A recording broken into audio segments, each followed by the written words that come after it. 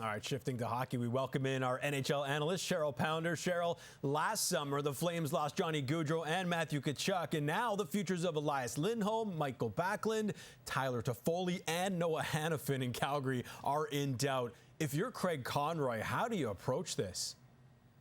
Well, beyond wiping the tears, I mean, how difficult of a situation is he in right now? And as you mentioned, Glenn, he was part of that Johnny Gaudreau and the Matthew Tkachuk exit. So now he knows, he's learned a lot from that, but he also recognizes he has to do something. And I firmly believe this all is weighted on Lindholm. You know, he's a 1C. He is a guy that everyone is going to look to.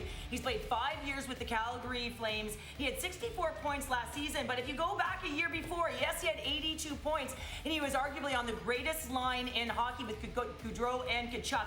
But he is a two-way centerman. Over his career, he has been 53% in the face-off circle. He is deceptive. He has that quick release. And on both sides of the puck, Daryl Sutter said he is one of the most complete players in the NHL. And I do believe when you've got other players aligned, some core players that are on this team, you know that they're going to be looking to see what happens with him. No question about it. He wants to be part of a contending team. And right now, Conroy has to sell that message strong and hard. Listen, we are looking to be a bona fide contender. We were #1 a few years ago in the Pacific. Yes, we were 5th this year, but we underperformed. If we can continue to stay the course, if you join us, if you continue to stay with us and you extend, we can look our sights on the future and you can be part of it.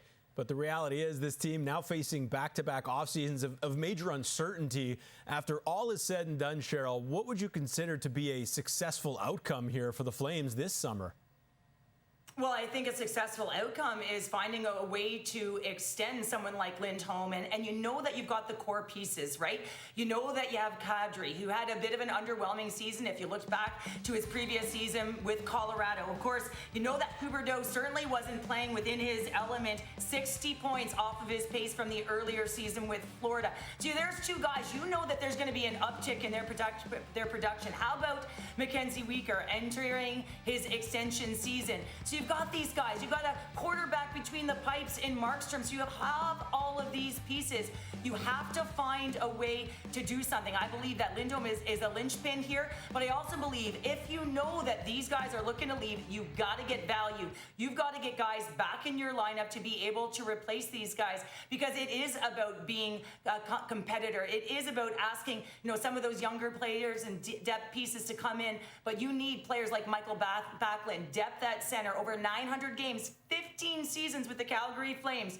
So he's got a lot of work to do right now, but I do believe you've got the core pieces, and you're going to have to augment it if you lose any.